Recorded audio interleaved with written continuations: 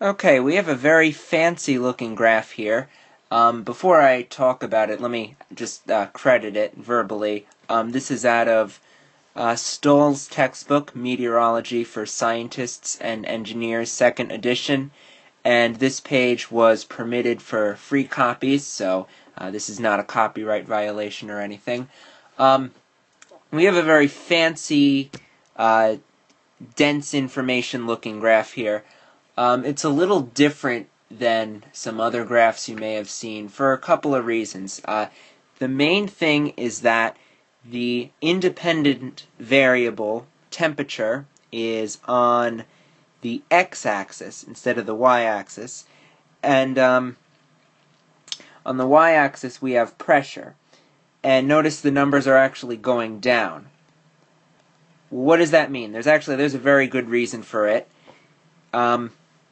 Pressure decreases as you go up in the atmosphere. So this is essentially, this represents the ground down here, and this is increasing with height.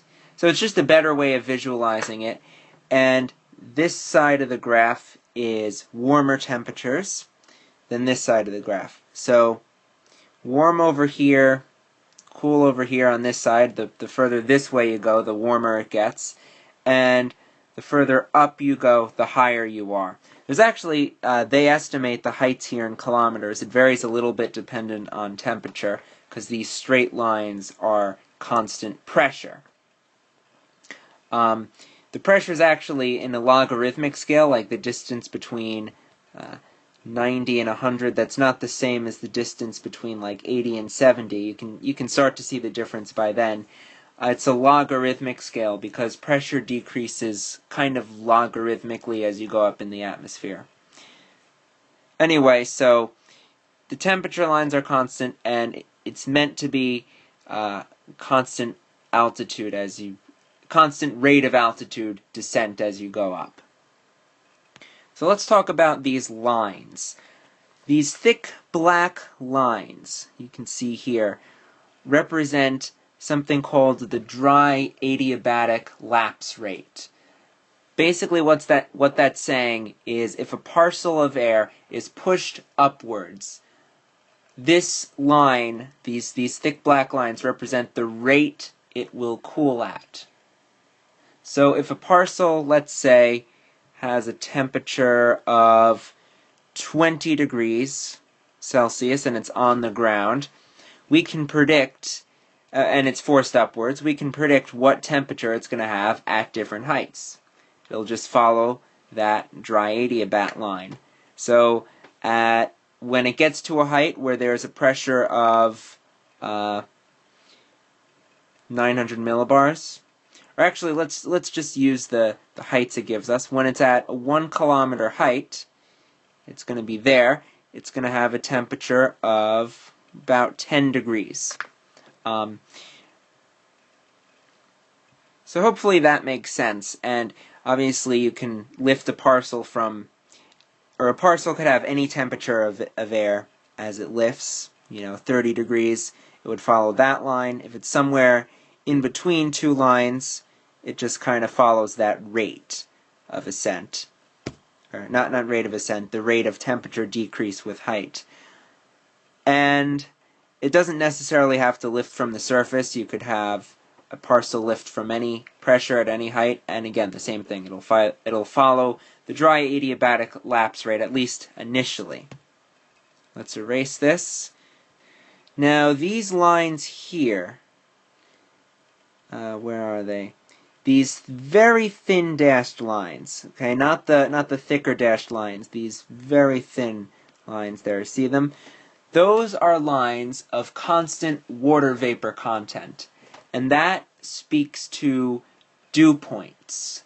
So for example, let's erase markings here. If we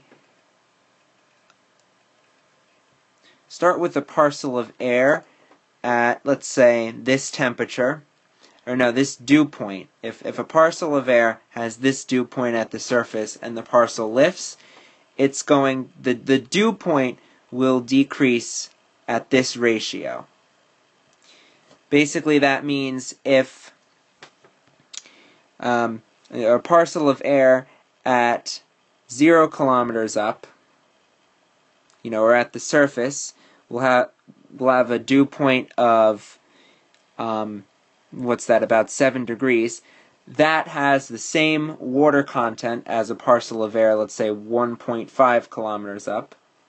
That has a dew point of, that's a little lower, 3 degrees, assuming the water vapor is constant in the parcel's ascent.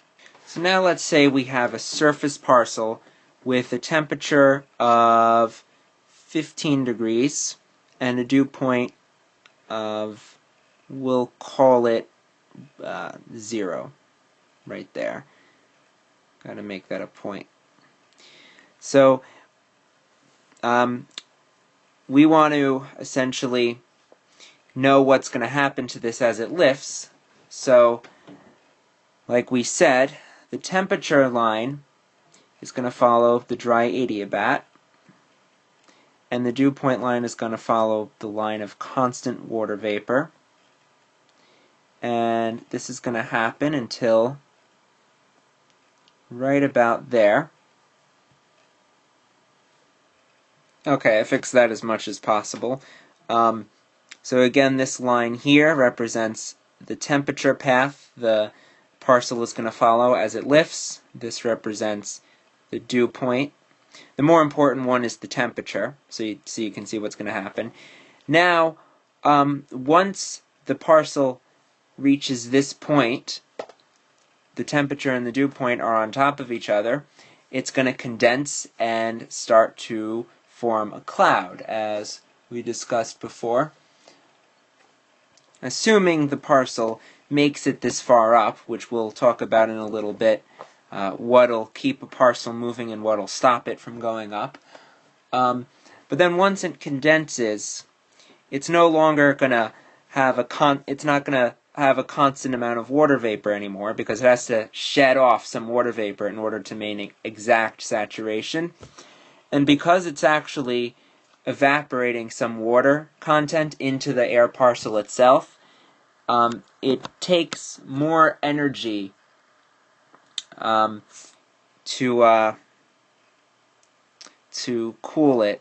So I think I said that right, but in either case, what happens after they meet up is it's going to follow a moist adiabatic lapse rate, which is the thicker dashed lines. And because so those lines there, just to be clear, and because we're in between two of them, what'll happen is it'll just follow that rate.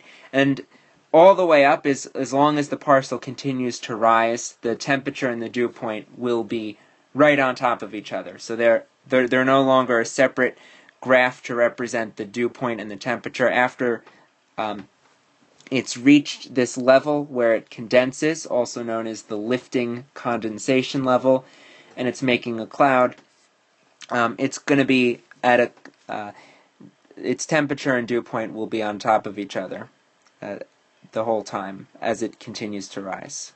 In the next video, we'll look at an actual sounding